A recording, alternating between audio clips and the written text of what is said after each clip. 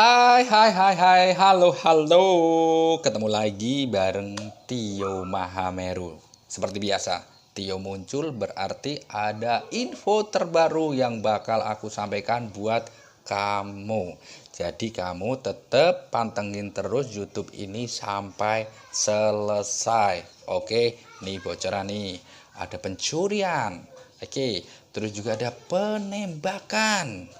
Dan nih ya. Wah, tetua adat suku Baduy bangga karena Bapak Jokowi memakai baju adatnya. Terus juga ada Olimpiade Geografi nih Indonesia. Wah, menjadikan bangga ya. Selain itu juga ada Moto3. Indonesia juga berkibar nih ya. Wah, menggema di dunia internasional. Terus, nah ini nih, tes COVID ya 19 di Puskesmas gratis. Oke. Ada juga Kapolda Jawa Tengah dapat penghargaan. Oke? Yes, ya udah. Pantengin terus YouTube ini. Tes COVID-19 di Puskesmas. Nih, Kementerian Kesehatan menyampaikan bahwa tes PCR maupun rapid antigen di fasilitas kesehatan seperti Puskesmas diberikan secara gratis kepada warga yang merasakan gejala COVID-19. Tidak hanya itu, Direktur P2PML dari Kemenkes, Siti Nadia Tarmizi mengatakan tes COVID-19 gratis ini juga diberikan bagi warga kontak erat dan suspek.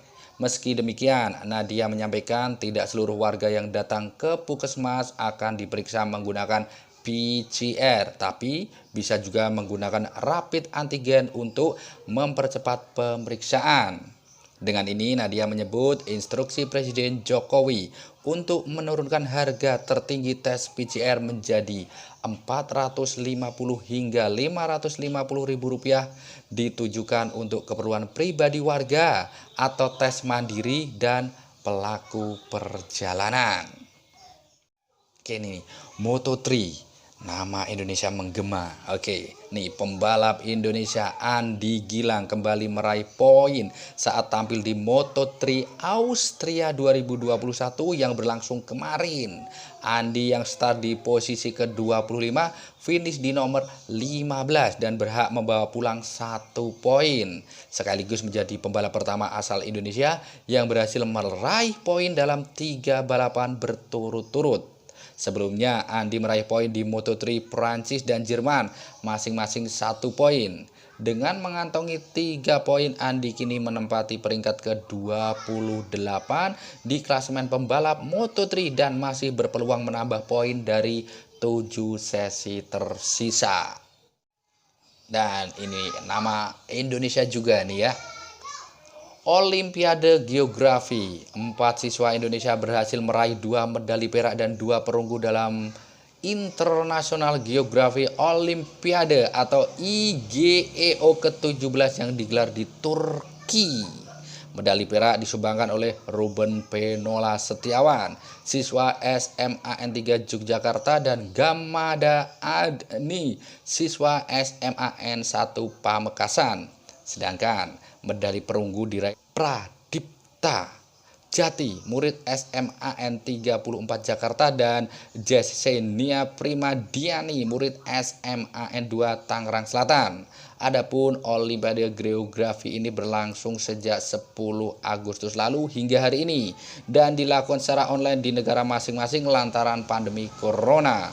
Olimpiade ini diikuti 46 negara dengan total 179 peserta. Polda Jawa Tengah dapat penghargaan. Program Aku Sedulurmu yang dicanangkan Polda Jawa Tengah mendapat penghargaan dari organisasi PBB yang menangani masalah anak, UNICEF. Penghargaan ini diberikan lantaran Polda Jateng merupakan pihak yang pertama kali memberikan bantuan pendidikan bagi anak terdampak corona di Jawa Tengah. Program Aku Sedulurmu ini sendiri merupakan pemberian uang pendidikan hingga lulus SMA yang disalurkan langsung ke tabungan masing-masing anak dan hanya bisa diambil oleh orang tua asuh. Polda Jateng juga memberikan bantuan biaya hidup kepada orang tua angkat ataupun orang tua asuh. Program ini mendapat apresiasi dari berbagai kalangan, termasuk pihak keluarga anak-anak terdampak corona yang merasa sangat terbantu. Ini ada penganiayaan. Seorang pria di Pangandaran ditemukan meninggal di warung kopi kemarin. Korban diduga menjadi korban penganiayaan karena sempat melerai perkelahian pemuda di warung kopi tersebut. Korban ditendang pelaku hingga terpental dan langsung pingsan. Korban sempat tertidur, namun saat dibangunkan saksi mendapatinya sudah meninggal dunia. Hingga berita ini ditayangkan, tim identifikasi Polres Ciamis masih melakukan proses olah TKP terhadap penemuan mayat tersebut. Kecelakaan. Sebuah bus terperosok dan hampir masuk jurang terjadi di Tasikmalaya Sabtu lalu. Jalur tersebut merupakan jalur dengan medan berkelok di kawasan perbukitan. Bus tersebut awalnya keluar jalur hingga menabrak pembatas jalan. Beruntung, bus tersebut tidak sampai terjun ke jurang sedalam 50 meter. Tidak dilaporkan adanya korban jiwa dalam kecelakaan tersebut. Tetua adat suku Baduy bangga nih. Jaro Saija yang merupakan tetua adat suku Baduy sekaligus kepala desa Kanakes di Kabupaten Lebak, Banten mengaku bangga lantaran Presiden Joko Widodo mengenakan pakaian adat Baduy saat menghadiri sidang tahunan bersama MPR, DPR, dan DPD di Jakarta. Jaro Saija menyebut hal ini dapat membangkitkan kembali kegiatan usaha sekitar 2.000 pelaku UMKM masyarakat Baduy yang saat ini terpuruk akibat pandemi corona. Jaro Saija pun yakin pelaku UMKM akan dibanjiri pesanan setelah Presiden memakai pakaian tersebut. Sebagai informasi, Jokowi mengenakan pakaian pangsit yang sehari-hari digunakan masyarakat Baduy dengan warna hitam-hitam serta celana merah putih di dada sebelah kiri. Jokowi juga mengenakan udeng kepala berwarna biru, sandal hitam dan tas rajut berwarna coklat. Pencurian. Nih, dua pria di Banyumas ditangkap polisi karena mencuri dump truck. Modus yang digunakan pelaku saat mengambil satu unit kendaraan truk drum adalah dengan cara memecah kaca pintu truk kemudian merusak kunci kendaraan. Tim berhasil menangkap pelaku di sekitaran pertigaan Kretek Wonosobo. Dari penangkapan tersebut diamankan barang bukti satu truk dump dan satu mobil yang digunakan saat melakukan pencurian. Oke, pencurian lagi nih ya. Oke, seorang pria di Magelang ditangkap polisi karena mencuri HP. Korban kehilangan HP dan uang yang diletakkan di pinggir ladang cabai saat mereka bercocok tanam.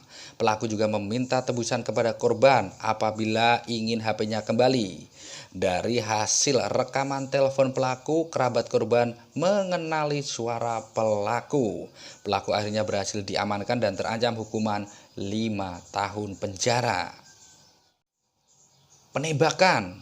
Seorang pekerja teknisi internet di Bangkalan, Jawa Timur ditembak 3 pria di depan anak perempuannya. Kejadian bermula ketika salah satu pelaku berpura-pura menghubungi korban untuk memperbaiki internet yang rusak. Saat tiba di lokasi, korban ditembak dengan jarak 2 meter. Korban berpura-pura tewas agar para pelaku langsung kabur. Beruntung korban masih bisa diselamatkan warga sekitar. Saat diamankan, salah satu pelaku ternyata merupakan selingkuhan istri korban. Sementara korban saat ini sedang dalam proses perceraian dengan istrinya.